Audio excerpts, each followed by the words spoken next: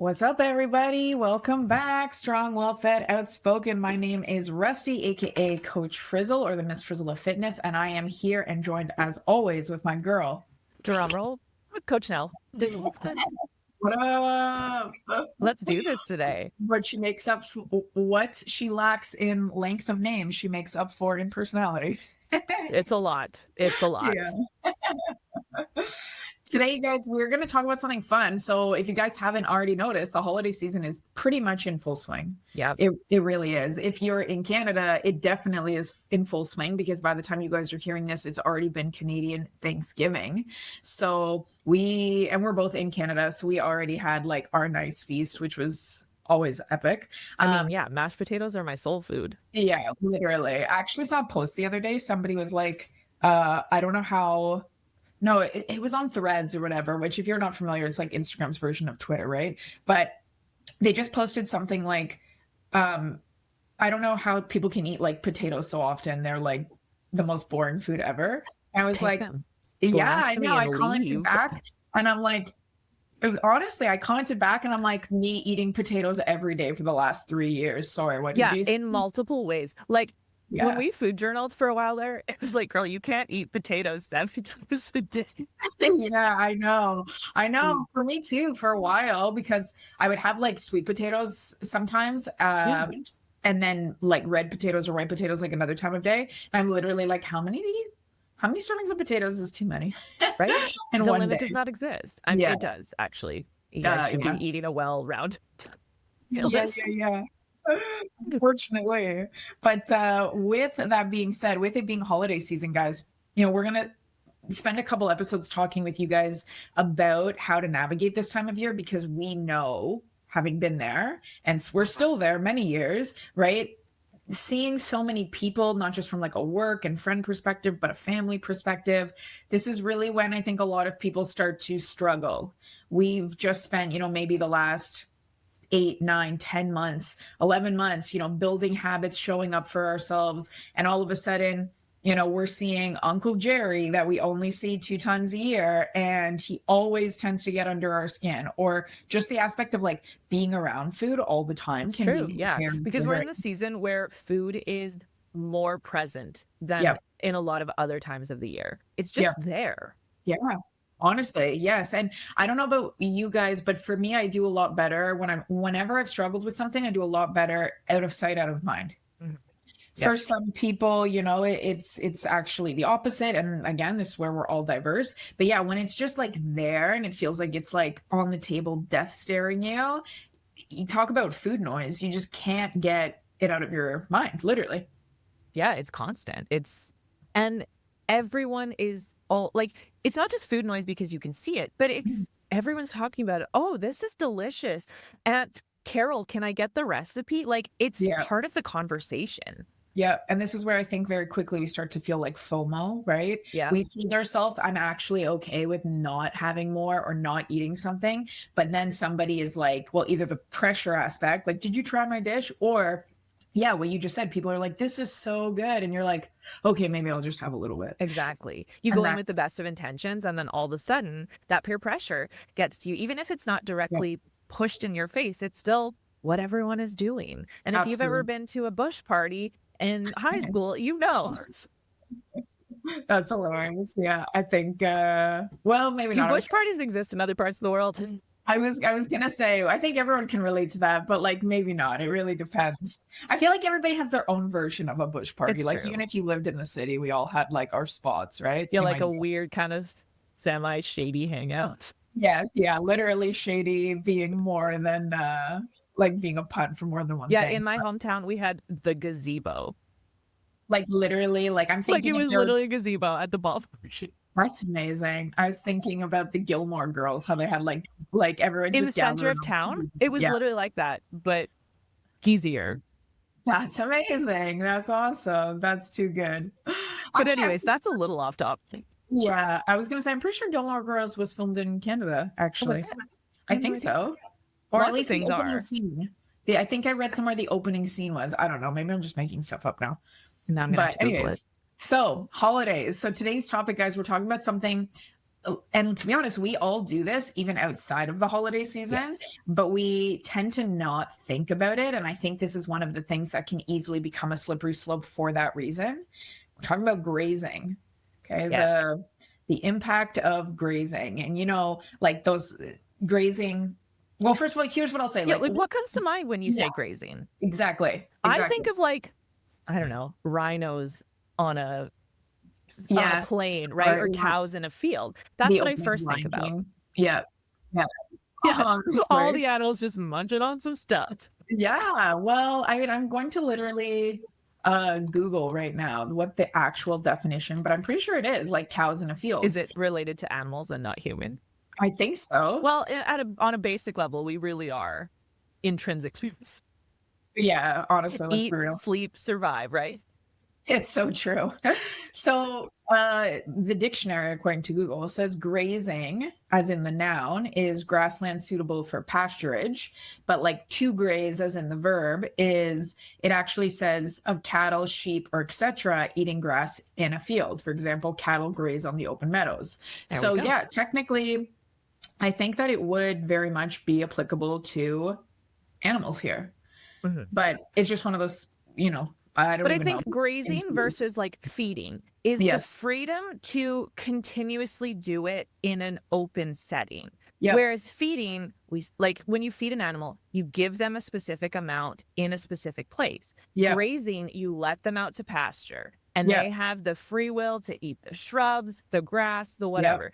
And this is how it applies to human, right? Yep. When we graze, Mhm. it's generally in these social settings where there's a lot of food laid out. Absolutely. But I actually would say here, grazing, I think most people, we think about it when somebody was to say, because yeah, even for me, if somebody's like, what is grazing? I would literally think that, Thanksgiving, Easter, you're at a potluck, you're just like bits and bobs, like grazing. But actually, when you think about it, we all graze almost every All the day. time. Yeah. Yeah. For us as coaches, we refer to these moments with our clients as BLTs, bites, licks, and tastes, right? The random things you have throughout the day, the handful of crackers as you walk through the kitchen. The chicken nugget off your kid's plate. Yes, exactly. Packing your The kids' lunch. open the fridge for the third time. Yes, yeah. The spoon of peanut butter that you just happen to steal, have, it's yours. I guess you're not stealing it, but we all, Borrowing it on a different day. yeah, exactly. And we all do it.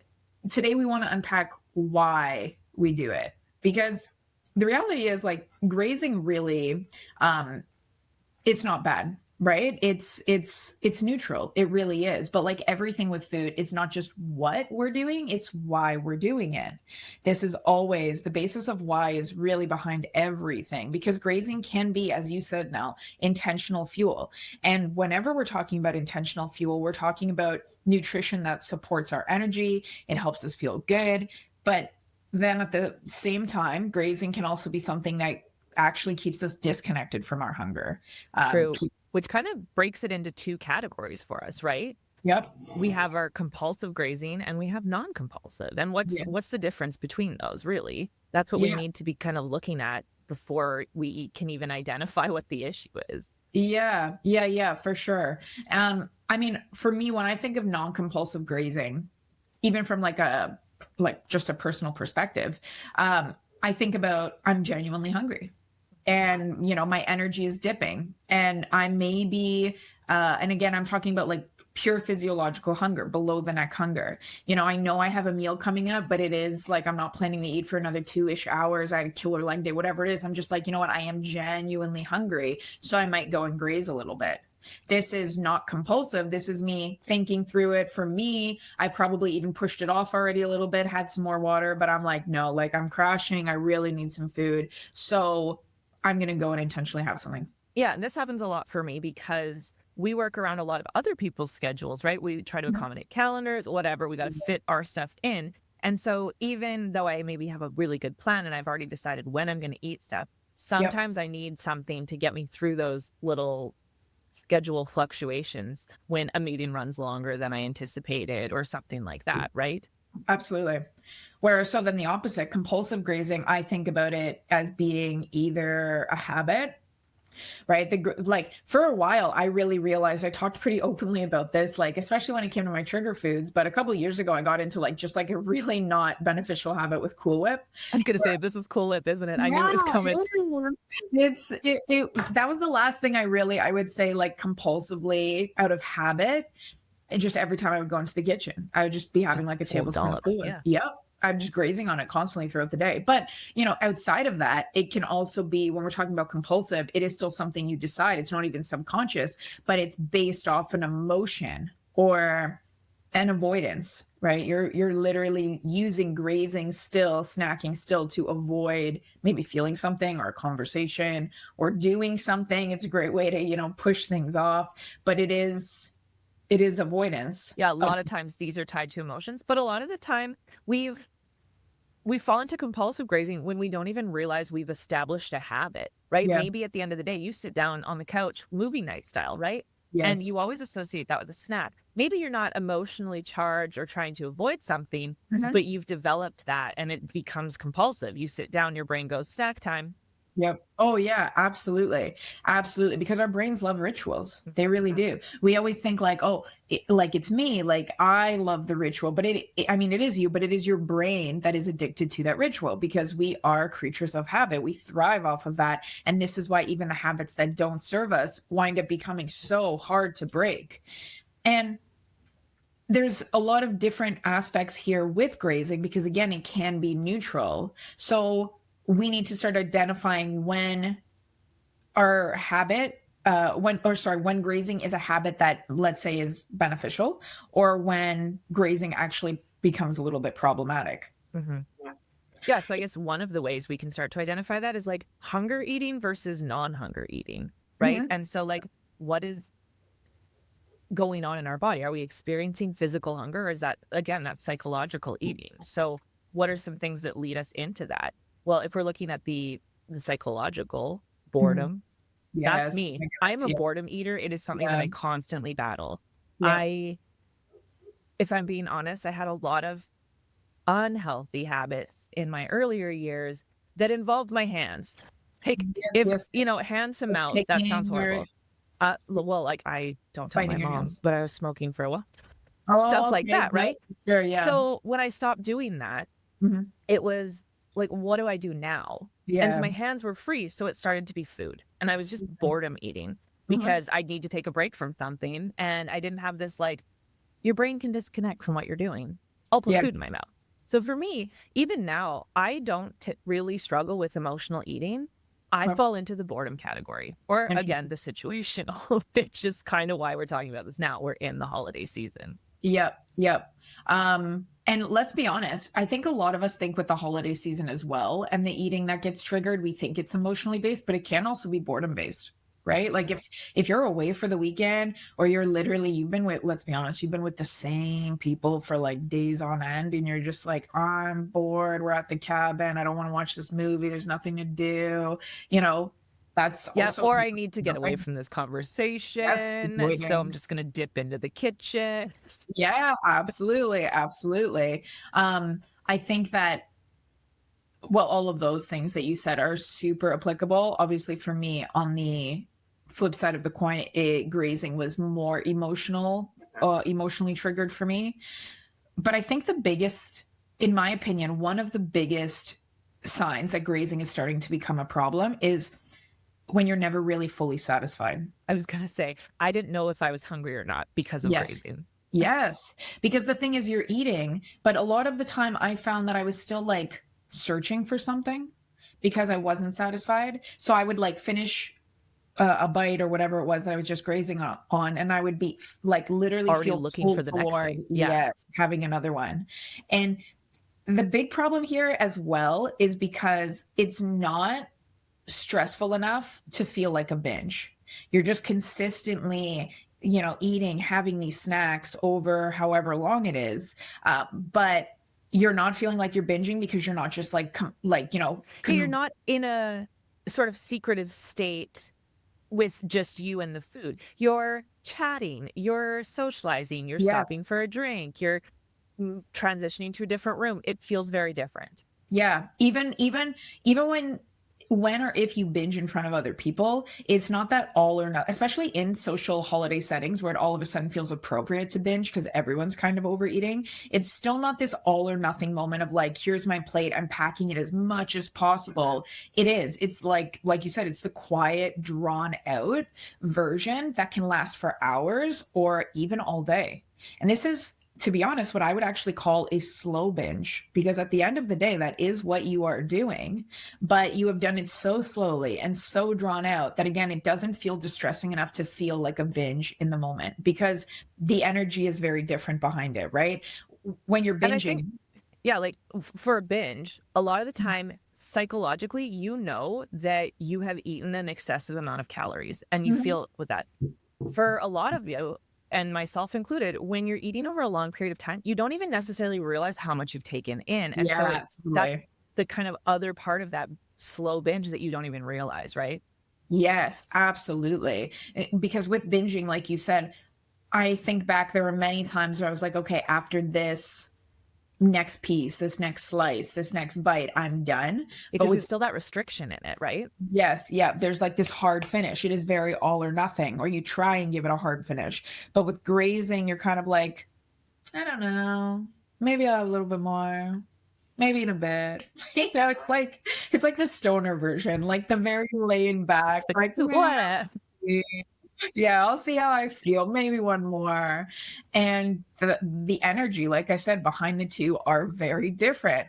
But if you have ever felt, if you're somebody who gets a little bit anxious about being hungry, you feel a little bit nervous, fearful about any type of hunger cues that come in, grazing is probably a very big part of your life because, when we're trying to avoid that little like, um, feeling we get as soon as our stomach growls or we get any signs of hunger, the fear often drives the grazing because deep down, there's something inside that says like, I don't feel safe if I'm hungry. So you have probably spent a long time training yourself to eat before you have any hunger cues because, again, you're scared of like what's going to happen next, and that fear usually drives grazing because grazing now feels like safety, but in reality it's actually keeping you disconnected from your hunger. And that's one of the things, again, we talked about at the beginning, like if you're grazing for avoidance, that's a whole other layer, and avoidance can cover so many different things.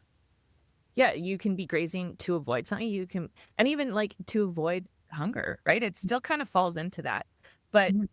I think with grazing, like it can show up in so many ways and we don't even really realize it, right? Yeah. Because if your goal is to lose weight, which a lot of people want to work with a coach because of that, it is okay to be hungry. And I don't think we realize that. And we don't even know what that feels like because we're Yeah. so used to grazing. Okay, cousins, quick pause before we dive back in. If you've been listening to the podcast so far and thinking, this is exactly what I need help with, or how do these guys know me so well?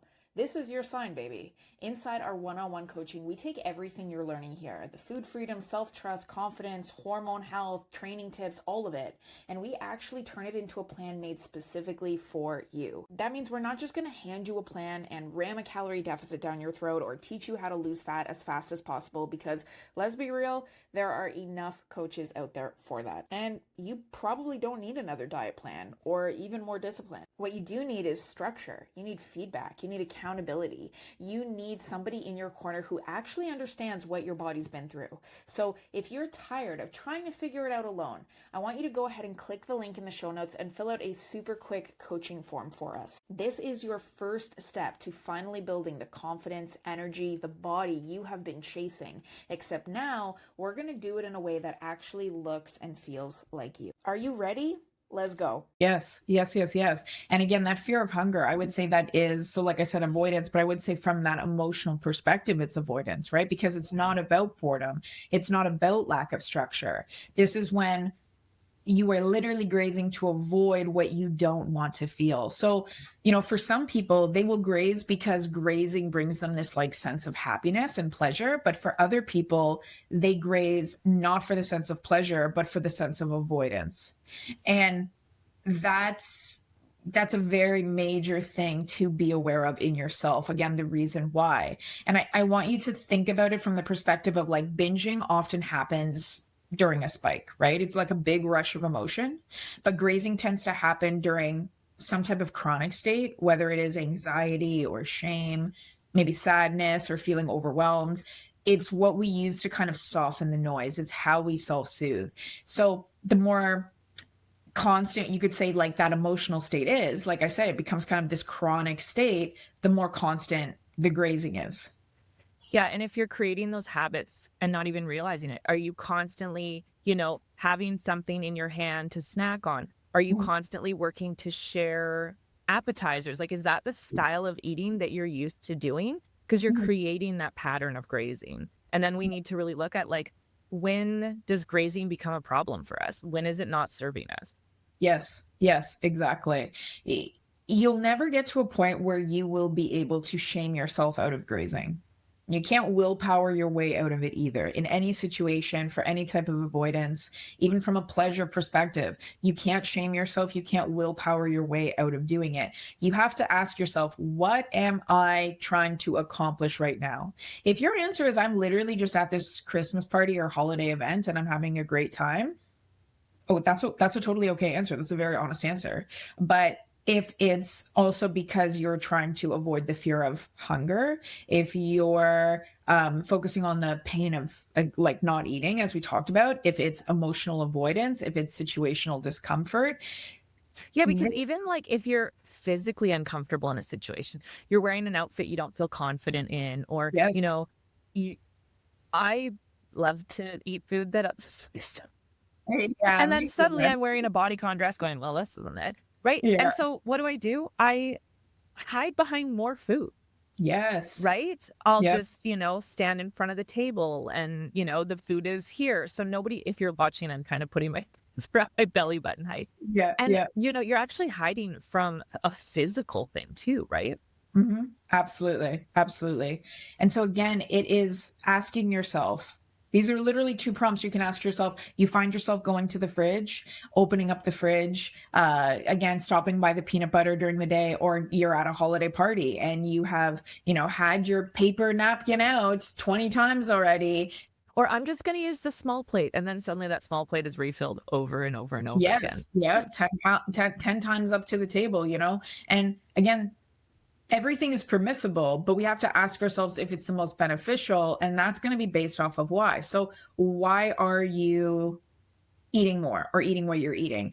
A couple questions you can ask yourself are, what am I trying to quiet, or what am I trying to feel, or what am I trying to avoid?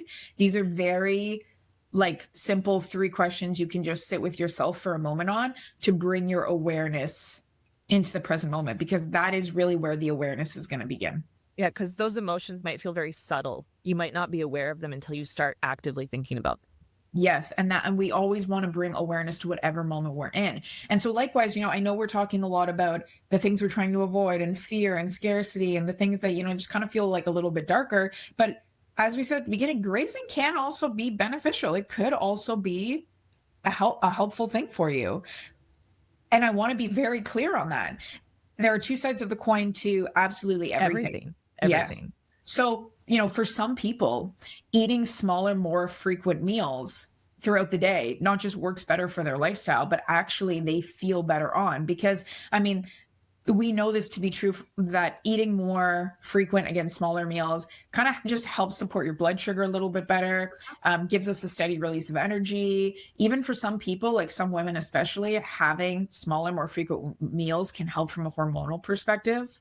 Or if you've had any sort of, I don't want to say trauma, but like you've had a gastric sleeve or gastric bypass, or you Yeah. have some issue with a shortened bowel or things like this, you don't have the capacity to eat a lot of food. So a grazing style of eating is going to be really beneficial. If you go back and listen, we're talking about like fuel for athletes. That's really, we're setting them up to graze a little bit because we need Yeah. them constantly eating in between their big meals so that they have the energy to grow and perform, right? Yes. That's another situation where grazing can be really beneficial.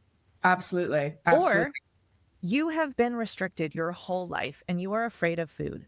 If you can Mm. get to a point where grazing doesn't feel scary, it's Mhm. actually a good thing, right? And it can Oh, be yeah. beneficial to learn that tool. Yes, definitely. No, I love that one for sure. From like a work perspective as well, right? For people, especially on like very long work days or during periods of just like really high activity, go, go, go, grazing can really help from an energy perspective because I mean, we just did a team call with all of our clients last night. We try and do those, not try, we do those about once a month. And last night we were talking about what's one habit people really want to specifically focus on in the next 30 days before our next call. And quite a few of our people mentioned that, you know, they go long periods of time working where they just get so caught up in the moment that all of a sudden it's been 9 or 10 hours. And it's so easy in that time to hardly eat or miss a meal or not get up and move from your desk. So on those long work days or during, you know, really again, periods of high activity, it's easy to just like completely, oh, I didn't eat in the past 8 hours. Whereas grazing can really just feel a little bit more doable for you, thinking I'm just going to have small things versus I have to sit down and have this big plate. But from even a logistical perspective, when we're not eating, this is when our energy crashes, you know, fatigue sets in. So having that grazing throughout the day at more regular intervals is going to keep your energy a little bit more stable, going to kind of push fatigue off, which is really important. But the key here is intention. We have to be intentional about it. Again, this is where you can start to ask yourself, am I grazing to nourish my body or am I grazing to avoid my emotions? Yeah, and if you've ever had children you've been expecting, this is one. It's hard to keep food down a lot of the time. So Yeah. if you can get little tiny bits of food in throughout the day in a grazing style, you're actually going to feel better, right? It's Mhm. improving your quality of life by doing this because you're not constantly dealing with stomach rolling all the time and barely, being able to swallow anything, right? Yeah. And like that's kind of the extreme side of it. But if you're someone that's constantly dealing with those sensations, this is where grazing can be really helpful because you have a little bit of something in your system to calm it. Yes, definitely. The big thing here is that when grazing, but you can apply this to anything, is planned, when it's purposeful, when it's intentional, it is useful, it is fuel, it is beneficial. When it's impulsive or when it's reactive, I'm not going to say it's bad because we don't use that lingo here. It's merely feedback, but likely it's going to lead to habits that don't have you feeling your best. And that's where we can use that as feedback. Yeah, like a defined snack window. I often, when people talk about energy crashes in the afternoon or they're trying to cut back on caffeine, I Mhm. I will prescribe them an after school snack. I was like, Yeah. eat at like you're getting off of school. It's a coffee break for most people in a 9 to 5.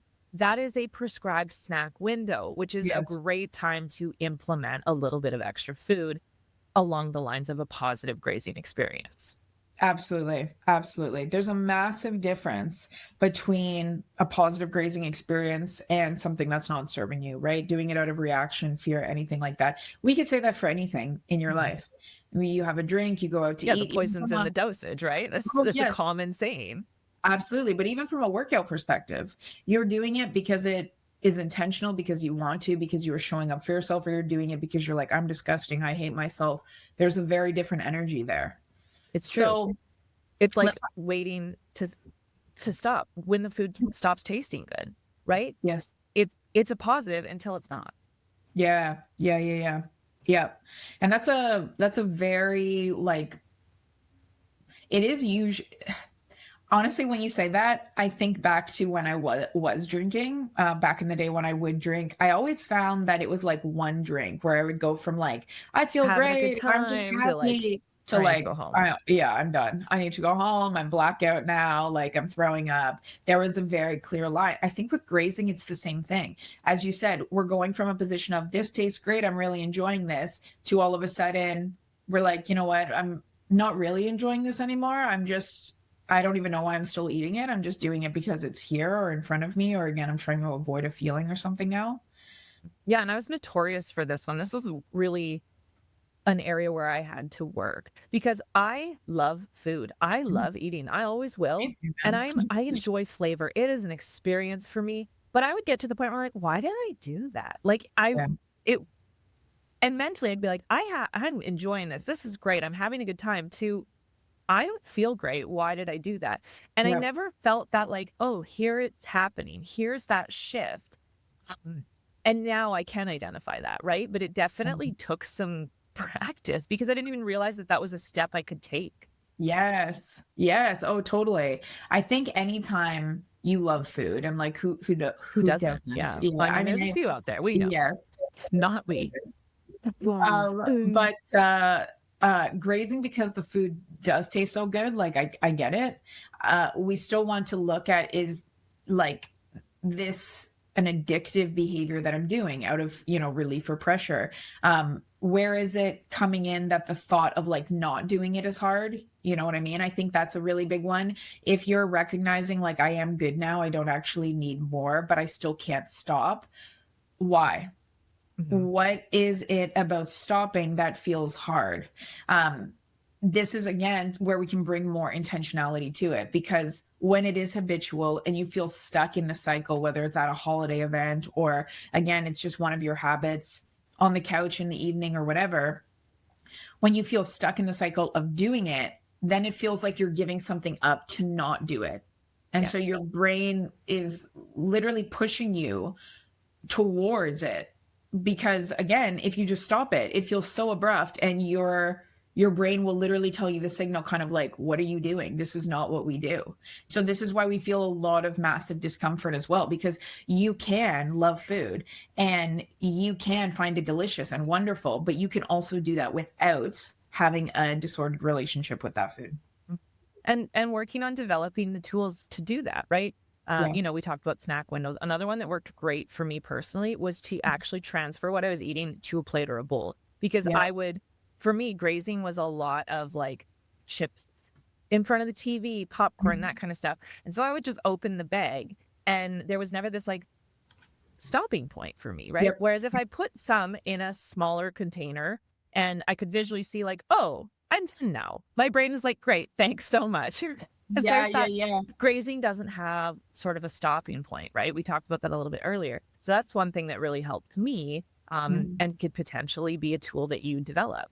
Yeah, and I think that's a great point from the psychological aspect, because yes, there is something so visually, psychologically even satisfying. We talked about grazing not really being satisfying. If I give you a napkin with like three little apps on it and I'm like, eat one of these every 30 minutes, like you're kind of like, okay, like it's like fun, but after a while, like you still just never feel. Whereas you see like a nice laid out plate that's full and colorful, you're like, wow, I get to enjoy all this food. Yeah, like when that food comes out to your table at a restaurant, you're like, Yeah. Yes, yes. And restaurant is a great analogy, because apps would be kind of like grazing, right? And unless you like kind of decide, I do really love to go out at times and just get like a ton of apps, but then again, it's still very appealing because there's a lot in front of you.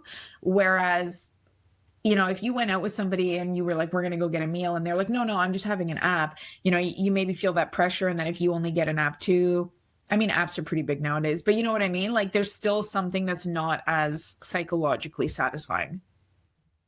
and that like the visual part of grazing, there's all that food all that time, right? And there's not this like, here it is, and now we're done.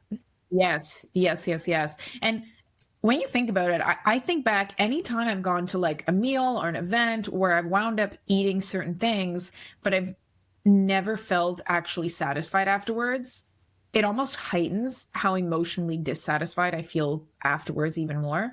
And I've even been in situations where I found like I've gone to these events and like I chose to like, have some things there. And in the moment, I'm like, okay, I feel pretty good about that. But then because I don't feel satisfied, I actually wind up going home and then overeating or yeah, overeating back in the day, binging, whatever it was, because again, now I'm not only not satisfied from a physical perspective, but I'm emotionally not satisfied either. So it's like I'm looking for something that's never actually arrived. True. Yeah. So I always found that was a big thing. But again, Nell and I can talk about this because we've spent so long going from mindless to intentional here. So a couple of ideas for you guys on how to do this, how to shift from mindless grazing. First, I always find the thing that's really helpful for me is to kind of like name what I'm feeling before I actually eat. I Yeah. think when we go into a meal, just like when you go into a hangout with your friends, or, if you go into an environment and it feels tense before like any conversation has started, you feel that right away. And your actions are likely going to reflect how you initially felt. Well, what are you feeling before you even eat? Not after, before. Is it hunger? Is it stress? Is it fatigue? Is it avoidance? Are you already feeling uncomfortable in what you're wearing? Are you nervous about who you're going to go see? Are you feeling on edge? Are you feeling sad? What is it that you're feeling? Because being aware of that will help you in understanding as you go towards the food table, or as you go back to the fridge for the 10th time that day. What is it you're feeling? Yeah, because grazing is not inherently good or bad. Yep, It's what is tied to it for you, right? exactly. And by identifying what you're feeling, where you're at before it happens, you're not going to be on the tail end of it filled with regret or questioning all your life choices. And that's Yeah. really what it's all about. And every time you're in one of these settings or these Mhm, situations, the mhm. goal is always to come out of it feeling empowered, feeling like Yep. you have enjoyed the experience and Yeah. not coming out of it feeling worn down, ragged, and riddled with guilt. Yes, you want to feel like you actually were the one in control. You don't want to feel like you lived in reaction mode during an entire event, day, weekend, whatever it is. You want to feel like you were the one that's actually leading your life. You're not, again, being pulled along. So, naming how you feel first, I think, is really huge. But the second thing you can do once you've already named it is, before you go back up to the app table or back to the fridge or the cupboard or back for seconds or whatever, knowing that you've already named how you felt going into this event, recheck in with yourself. Am I still feeling that way? And then what I want you to do is ask yourself, me having more, getting more, grazing more, whatever it is this going to make me feel better or worse in 10 minutes, or at the end of the meal, or tomorrow? Because thinking about your future self is one of the best ways to help yourself make a decision that's actually aligned with what it is that you want, rather than how you feel in that moment. And I think that it's important to look at your enjoyment of Mhm. food in three parts. Are you Yeah. looking forward to it? Are you enjoying how it tastes, how it Yeah. feels in your mouth? And are you enjoying how you feel after? And we Yes. always forget about this after. And it Yeah. especially rears its ugly head when we're in a situation where there's a lot of access to food, there's a lot of an assortment, and we aren't checking in with ourselves before Yeah, we dive in. for sure. Because I If hope you dive in. I hope you enjoy some food, right? Yeah, absolutely. But if you don't consider how your body feels and what it needs before, you are definitely going to be forced to consider how it feels afterwards. So think about that. So you've already addressed how you feel before. You're addressing how you feel still currently in the moment. Then you're asking yourself, will this make me feel better or worse in 10 minutes at the end of the event tomorrow? But then third, we're going to create a little bit of structure, even if it's small. Even if it's small, you guys, food on a plate instead of grabbing it from the bag or putting it on a napkin. That will make a difference from a visual point of view, but also an awareness point of view. When you're just like, when we're talking about like the nighttime in front of the TV, you're just reaching your hand in a bag over and over again. You literally are not aware of how much you're eating or what you're doing, especially if you're distracted watching TV or having a conversation with somebody. Mhm. So put it on a plate or put it in a bowl, step away from the food table. The other thing I love about actually portioning it out is because when it's done, it forces you to be like, oh, I finished that. So now you have the chance to re-ask again, do I actually want more? How am I feeling? Will this make me feel better or worse? And we talked about like a snack window. This can even apply here, right? You've finished Yeah. what you've got on your plate. Can you take 5 minutes, 10 minutes and go, "Oh, I'm Yeah. going to see how I feel in a little bit," and give Yep. yourself time, like give that structure and then go, Absolutely. yeah, I do want more. Or no, I actually I'm feel pretty pretty good. good and I'm going to enjoy something else, or I'm going to enjoy some conversation and camaraderie, right? Yep. Yep. Give your brain some closure. That's what you're doing. Right? Every Pause time. between a bite. Like Yes. it doesn't have to be huge, but it does have to be there. Yes, yep. And every time we're talking about grazing and like the app point of view, every time that plate or bowl is empty, it forces you to give your brain a bit of closure on the aspect of, oh, I did just finish that. And that tiny pause is what rewires your ritual. Then you can start to notice, when does the food stop tasting as good? Because again, you've given yourself that pause, you finished that plate. So as we talked about, it's very easy to go from, oh, I'm eating it, I love it, it tastes so good. And then like, actually, I probably could have stopped like 3 pieces ago. So when you have that pause, does the food still taste as good? Or am I just eating this out of habit right now? When is it shifting from like actual true enjoyment to just kind of compulsion? Yeah, This because your is, taste buds do the work, right? Think about something like pickle juice or a salt and vinegar chip or something. Those yep. first couple of chips in your mouth pack a punch. It's like, whoa, Oh, that's a yeah. lot of flavor. It's so But true. after a while, that flavor has dulled and, maybe your tongue to feel a little sensation that it wasn't originally. Yeah. That's kind of the extreme version of it. But that's what your taste buds do, right? Those first few bites probably are awesome. Yeah. Oh, But yeah. after, your mouth is coated in the oils of the food, things like this, that flavor is not as strong or as pungent. And Mhm. that's really where we can stop and go, is this still tasting good? Yes. Yep. That is your line. You want to draw that line. That is where it is. You can love food. You can love food deeply, baby, joyfully, emotionally. Remember, emotional eating is not just about coming from like a darker place, right? You Oh can enjoy man, it for, joyful joy. yeah, yes, distract at the host. But you can do all of those things, enjoy it, be full of joy around it without being controlled by it. When grazing is a choice, it is nourishment, whether it fits your calorie goals or not. But when it's a reaction, it's information. It's information that there's a very good chance might not actually be resulting in actions that serve you well and have you feeling good. So, I mean, what I want you guys to take away today is like, you cannot shame yourself into change, period. We've been talking about this a lot.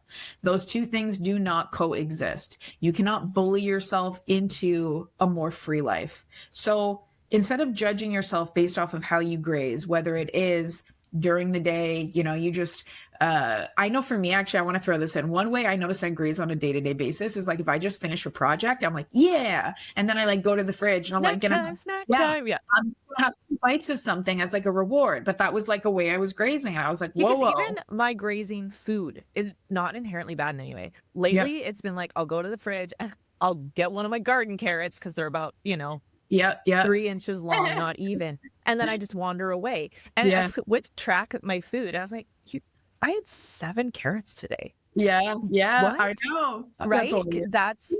And so a lot of the times our brain isn't even going like, oh, we're grazing. Like, I'll just grab a little healthy snack, great job, pat Yeah. on the back. And then at the end of the day, I was like, oh, that really didn't serve me well. Yeah. Yeah. But Yeah. it's that information, right? You mentioned information earlier. Use that information. Yes, get curious. Don't judge your grazing. Get curious about it. Ask yourself, what am I feeling? What am I desiring? Can I name it before I feed literally into it? Because again, grazing is not good or bad. It is literally a mirror.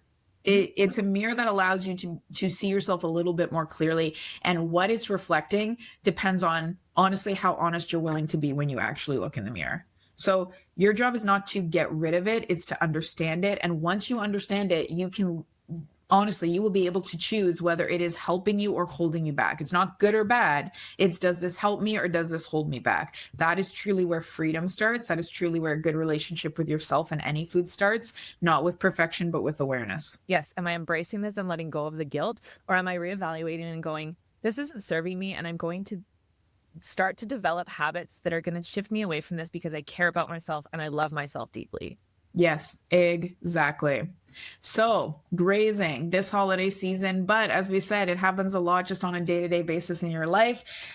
If you guys have any questions at all, if you guys, go through this over the next couple of days without even a holiday party and realize, oh my gosh, I grazed way more. I went to the fridge 18 times. Yeah. Yeah, yeah. Mel ate 7 carrots. I ate 22. Whatever it Exactly. is, like we're not judging ourselves. We're becoming more aware of it. So when you become more aware, feel free to message us on Instagram or post it in the comments below. We would love to hear. But up until then, you guys can find us on Instagram. Yeah. So where are you? I am in all the best places. No, I'm everywhere. But it's Not here. Yeah. Not here. Yeah, I'm checked out, baby. You guys can find me on literally everything at coach.frizzle. And I'm on everything as coach.alana.nell. And if you like what you're hearing here, please, we would love if you would give us a 5-star review because it helps us get this out. If this Really is does. relevant to you. Let's be real. We're all going to be eaten and we're going to be Yes. eating good. So Yeah. share this with other people who are going to be eating good too. Absolutely. And if you guys are also looking for a little bit of help as you're, navigating, let's be real, not just the holiday season and the emotions that are coming up, but you're also just navigating your journey and your day-to-day habits. There is a link below for you guys to hop on a coaching call with us. We would love to chat with you, support you with where you're at, where it is you want to be, more importantly, and make that happen. Especially, I mean, is it too early to already say the New Year's is coming? But it is. It is. We know it's coming. We know you're going to set some goals. I'm going to set some goals. Ain't no shame in that game. So let's make 2026, as good as possible. Yeah, make it your year. Absolutely, guys. So there'll be links in the show notes below. As always, thank you guys for tuning in, and we will see you next week. Bye. Bye, babies.